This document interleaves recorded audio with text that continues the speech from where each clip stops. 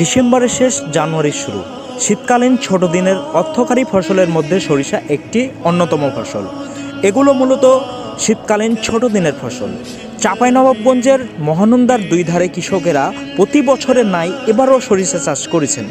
এই সরিষা ফুলের সৌন্দর্য এখন ফুটে উঠেছে। আমরা মহানন্দা নদীর গোড়ায় এসেছি ঘুরতে। এখানকার সস্তা ফুলগুলো খুব সুন্দর। ধনধান্যে পুষ্পে ভরা আমাদের এই বসুন্ধরা, তাহার মাঝে আছে দেশ এক, সকল দেশের সেরা।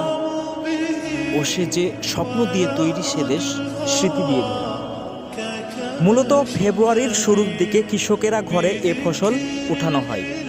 সরিষার তেল খাদ্য হিসাবে মানুষ ব্যবহার করে এবং এর খোল গবাদি পশুর খাবার হিসাবে ব্যবহৃত হয়। তাছাড়া সরিষা জমির ঘাস কেটে নিয়ে যায় কৃষকেরা। আপনার মহানন্দা নদীর মানে ঘাস কাঠ সব কিছু থাকে, তো আপনার এই ফুলটা খুবই দেখতে ভালো লাগে। রবার্ট ব্র্যান্ডের পাশে আপনার বুঝতে পারছেন কি, খুবই চয়েস লাগছে জিনিসটা। ফুলটা সবজি এই হয়েছে তো গাছপাতা আপনার ঘাস টাস কাঠি মাঠি।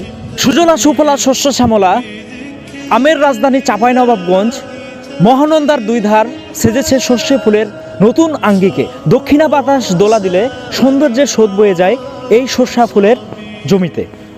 সরিষা অর্থকারী ফসলে রয়েছে যেমন গুরুত্ব, ঠিক তেমনি সৌন্দর্যবর্ধনে রয়েছে দারুণ ভূমিকা। Ashik and Rakib, Chapai blogs 24, Chapainawabganj.